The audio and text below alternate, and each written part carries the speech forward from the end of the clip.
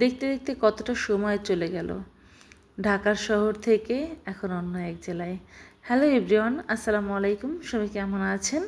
আশা করি সবাই ভালো আছেন। আল্লাহর রহমতে আমিও ভালো আছি। বরাবরের মতো নতুন আরও একটা ভিডিও নিয়ে আপনাদের সামনে হাজির হয়ে গিয়েছি।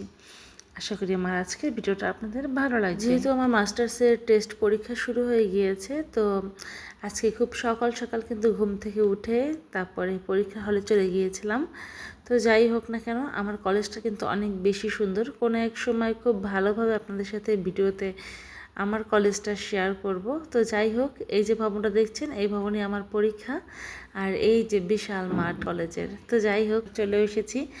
তেমন কোনো ভিডিও করতে পারিনি। এদিক থেকে দুপুরে আসার পরই কিন্তু অনেক বন্যা ছিল, মানে প্রচুর বন্যা, বৃষ্টি, বিদ্যুৎ চমকাচ্ছিল। তো যাই হোক, এরপরে যখন বিকাল 3টার দিকে বিদ্যুৎ চমকানো কমে গিয়েছে, তখন কিন্তু নূরের বাবা একটু বাজারে গিয়েছিল।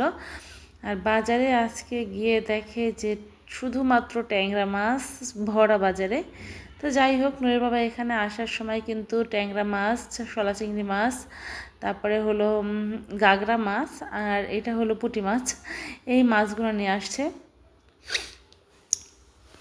এমনিতেও আজকে সারাদিন অনেক বেশি ব্যস্ত সময় পার করেছি। তো যাই হোক, নূরকে নিয়ে কিন্তু বরাবরই আমার সব ধরনের কাজ করতে কষ্ট হয়, কারণ আমার সাথে কিন্তু কেউই থাকে না, না আমার বাবা মা, না আমার শ্বশুর শাশুড়ি। তো সব কিছু কিন্তু আমাকে একাই দেখতে হয়। তো যাই হোক না কেন, নূরকে কিন্তু নূরের বাবার কাছে পাঠিয়ে দিয়েছি। নূরের বাবা কিন্তু নূরকে রাখছিল, আর এই দিকে কিন্তু আমি সম্পূর্ণ মাছগুলো কুটে ধুয়ে ফ্রেশ করে নিয়েছিলাম। তো যাই হোক, মাছ কুটে অলরেডি ডিপ ফ্রিজে রেখে দিয়েছি। এরপর এসেছিলাম একটু টিভি দেখতে। তো টিভি দেখতে দেখতে হঠাৎ করে আমার বোনের ছেলে, মানে খালাতো বোনের ছেলে, খুবই অসুস্থ, হসপিটালে। তো এরপরে কিন্তু ওকে সন্ধ্যার দিকে দেখতে গিয়েছিলাম।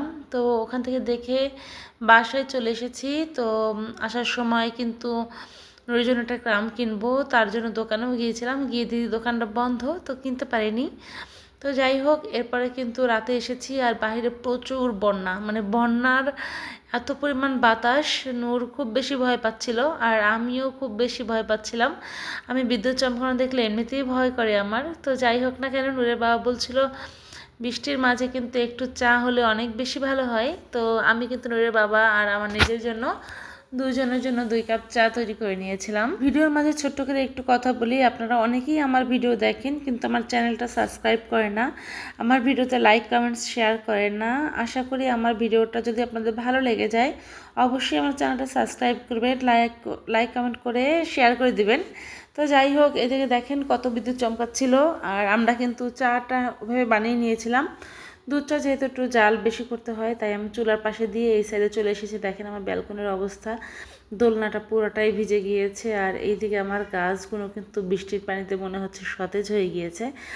নূর কিন্তু অলরেডি ঘুমিয়ে পড়েছিল, আর বাহিরে যেহেতু বিদ্যুৎ চমকাচ্ছিল, ঘরে কারেন্ট ছিল না, তো চার্জার ফ্যান ছেড়ে নূরকে ঘুম পাড়িয়ে দিয়েছিলাম।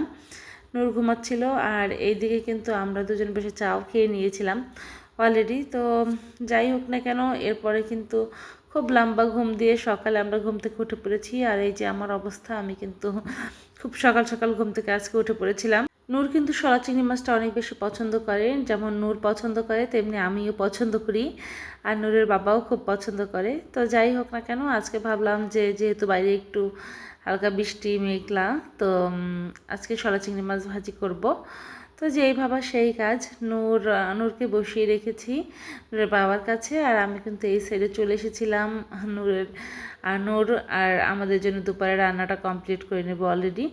তো যাই হোক না কেন, রাইস কুকারে অলরেডি আমি ভাতটা বসিয়ে দিয়ে এখানে চলে এসেছি শলা চিংড়ি মাছটা রান্না করতে। এখানে কিন্তু আমি হলুদ মরিচ মাখিয়ে সুন্দর করে মাছটাকে এপিট ওপিট করে তারপর ভেজে নিয়েছিলাম। এরপরে শুধু পেঁয়াজটা খুব ভালো করে ভেজে তারপর চিংড়ি মাছটা দিয়ে আমি এভাবে রান্না করে নিয়েছিলাম। তো যাই হোক, চিংড়ি মাছটা সম্পূর্ণ রান্না করা হয়ে গিয়েছে, আমি একটা বাটিতে উঠিয়ে নিয়েছিলাম।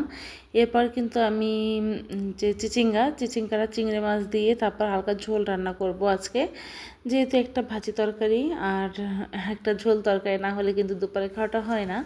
তো যাই হোক, আমি কিন্তু আজকে শুধু চিংড়ি মাছটা দিয়ে খাবারটা খেয়ে নিয়েছিলাম।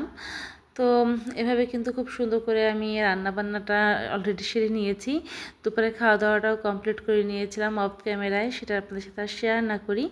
এই দিকে কিন্তু নূরের নানা ভাই মানে আমার আম্মু তো নূরের জন্য একটা চুলা পাঠিয়েছিল। নূর বারবার শুধু একটা চুলার কথা বলছিল, তো আমি ভাবলাম যে চুলা একটু রান্নাও করি। বাসা থেকে আসার সময় কিন্তু নূর কাঠিও নিয়ে এসেছিলো, যেটা দিয়ে রান্না করবে আর কি, লাকড়ি।